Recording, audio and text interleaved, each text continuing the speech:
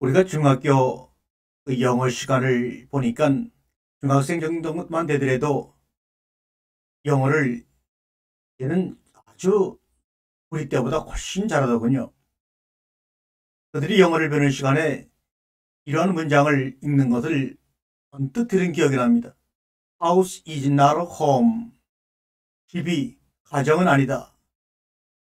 지금 시대로 말하면 아파트 is not a home. 아파트는 home, 가정이 아니다. 이런 뜻이겠죠. 가정이 얼마나 귀한지를 알고 몸소 경험해야 될 그 아이들이 house is home, 아파트 is home 이라고는 영어를 배우지 않습니다. 왜요? 그것이 진실이 아니라는 것을 가리키는 선생이나 배우는 학생들도 알기 때문입니다.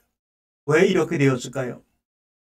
그렇게 부동산 불패 신화와 부동산의 가격이 올라가면서 모든 정책 당국의 1순위 해결 목표가 부동산인데도 그것만 이루어지면 또 그것을 이미 이루고 갖추고 사는 사람들이라면 당연히 house is home이 돼야 되고 아파트 is home, 그것도 아파트로 large 아파트 is home이 되는데 not home, not home, 가정이 그 안에 없다는 거예요. 그러나 분명한 것은 시간이 변하고 세월이 변해도 불변하는 것은 가정은 사랑이라는 종교의 아름다운 성소입니다. 우리의 가정은 사랑이라는 종교의 아름다운 성전입니다. 그런데 이 가정을 집을 짓듯이 아파트나 물질이나 벽돌이나 아니면 돈으로 시장을 하는 것으로 인해서 가정이 만들어질 줄 알지만 그런 것으로 외형적인 아파트와 집의 모습은 만들어질 수 있을지 모르지만 그 안에 가정이라는 내용물은 그런 것들로 채워지는 것이 아닙니다. 오히려 그런 것들이 비워지고 덜어내어질 때 행복이 들어갈 여유가 생기는 거죠. 비록 부족한 언어고 남루한 언어를 할지라도 그런 언어들로 지어지는 집이 바로 가정입니다. 우리가 시라고 하는 한문을 보게 되면 말씀 원자에다가 설사자를 합해서 만든 단어입니다. 다시 말하면 말씀을 가지고 신전을 짓는다. 이 말이 무슨 말입니까?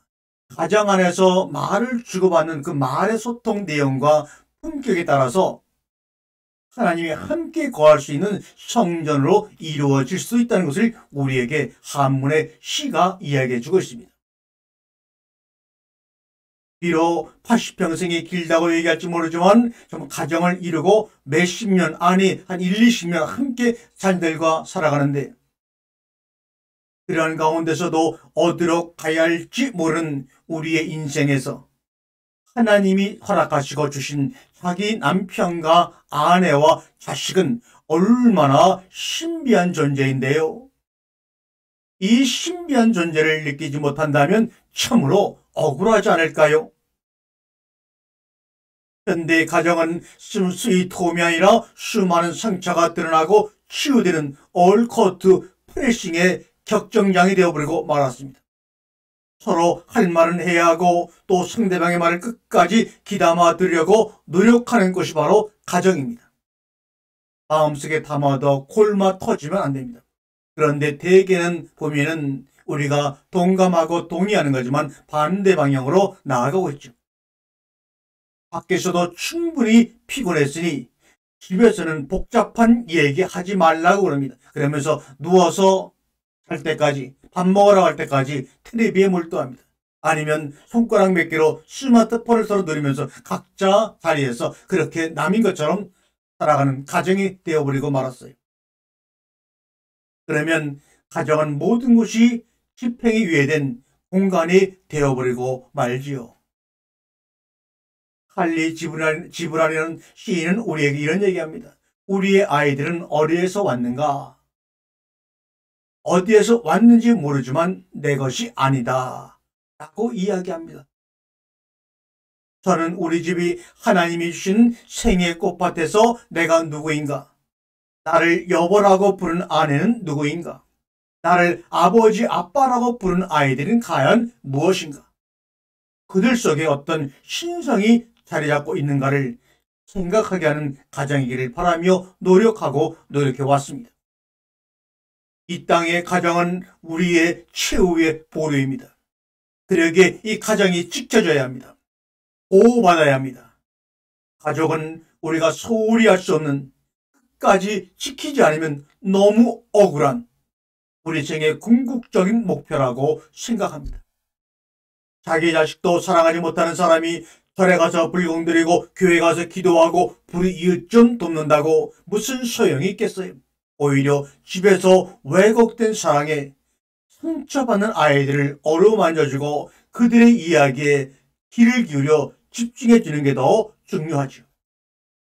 나는 무엇이 되고 싶지 않고 나는 나이고 싶다. 누구도 닮고 싶지 않고 나다운 내가 되고 싶다. 본질적인 나를 펼쳐 보이고 싶다는 그 생각을 우리 아이들은 버리지 않고 있다고요. 또 부모도 마찬가지가 아닐까요? 중국의 선사 중에 한 명인 사람들이 바보 스님이라고 그러는 그 바보 스님은 아침에 일어나면 자기 이름을 부리며 이렇게 말한다고 합니다. 주인공아, 주인공아, 속지 말라, 속지 말라. 이것이 그 바보 스님의 평생 화두였다고 합니다. 우리 모두는 자기 인생의 주인공인데 대부분 조연을 하고 있고 때로는 엑스트라의 삶을 살고 있어요. 권력이나 출세, 돈, 직장, 미모, 만약 알코올 중독자라면 술, 도박하는 사람이면 타투에, 카지노에 이렇게 무언가를 자기 앞에 두고 스스로 끌려가는 인생을 살고 있습니다. 모든 사람이 남에게 보이는 자기 모습에 온 정성을 쏟고 있다 보니 본래 나가 상실되어 가고 있고 내가 누구인가라는 질문에는 엄두도 내지 못해 답을 찾지 못하고 있습니다. 여러분, 아무리 돈이 귀하고 돈으로 모든 것이 되는 세상이 할지라도 여러분과 저만은 돈이 세상의 전부는 아니라고 이야기해야 됩니다. 물론 돈이 세상의 전부가 아니라고 이야기할 수 있는 사람은 있는 사람들이 그렇게 말할 수 있겠죠. 없는 사람은 돈이 전부가 아니라고 말하기가 너무나 힘들고 어려운 하루하루의 삶을 살고 있기도 합니다. 그러나 제가 여러분 앞에서 이렇게 말씀을 나누며 요리하는 가운데서도 천만권의 책보다 더 무서운 내 마음속에 내 이야기를 들어주는 독자가 있고 시청자가 있습니다. 자기 자신이라고 하는 1급 독자와 시청자의 만족을 저는 얻고 있기 때문에 아무도 읽어주지 않아도 한 권의 책도 별로 많이 팔리지 않아도 그 많은 책을 써놓고도 행복합니다. 남의 평가란 사실 별거 아니잖아요. 그거는 그냥 흘러가는 물과 같습니다. 저는 우리 민족, 대한민국 민족들에게 좋은 화두가 있다고 생각합니다. 바로 한소리 심청이의 이야기입니다. 신봉사가 공양미 삼배석을 바치고도 눈을 못 뜨고 살아가다가 왕비가 된 심청이가 벌인 맹인잔치에 가서 심청이가 맹인 아버지를 보고 너무나 반가워 아버지, 아빠, 아버지라고 부르는 소리를 듣고 그 순간 아이고 아이고 내 딸아 내 딸 하면서 눈을 뜨지 않습니까? 사람들은 모두 공양미 300석이 있어야만 눈을 뜰 수 있다고 생각하는 것 같습니다. 내가 행복하기 위해서 공양미 300석이 있어야 한다는 자기 논리, 그게 바로 일종의 바보의 벽이겠죠. 우리의 삶이 정말 맹인잔치인 것 같습니다. 성경에도 그런 말씀이 있습니다. 들을 귀가 있는 사람은 듣고 눈이 있으면 보라고 말이죠.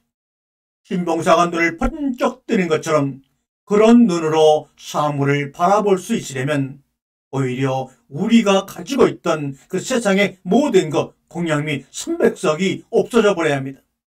우리 주님은 내 속에 있는 공양미 300석, 30석 이런 모든 것들을 비워내려고 우리 가운데 들어와 그렇게 고통으로 몸부림치며 십자가에 돌아가신 것 아닐까요?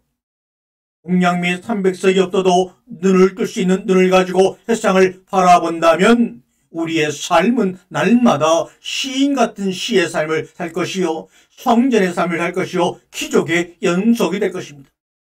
사랑도 첫 키스가 아름답듯이 사물에 대한 인식을 첫 키스처럼 한다면 우리의 삶은 날마다 행복하고 신선하게 다가오게 되겠지요. 아멘, 아멘.